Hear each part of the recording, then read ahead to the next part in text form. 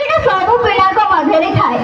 ଆଉ ସବୁଠୁ ବଡ଼ କଥା ହେଲା କି ଛୋଟ ପିଲାମାନେ ସକାଳୁ ଉଠିକି କୁହନ୍ତି ମା ମୁଁ ଆଜି ସ୍କୁଲ ଯିବିନି, ମୋ ମୁଣ୍ଡ ବଥା ହଉଛି, ମୋ ପେଟ କାଟୁଛି, ଏତେ କଥା କୁହନ୍ତି ଏତେ ଯେ ବାପା ମା ମାନେ ବି ଇମୋସନାଲ ହେଇଯାନ୍ତି। ଆଉ ତାଙ୍କୁ କଣ କୁହନ୍ତି ଜାଣିଛନ୍ତି?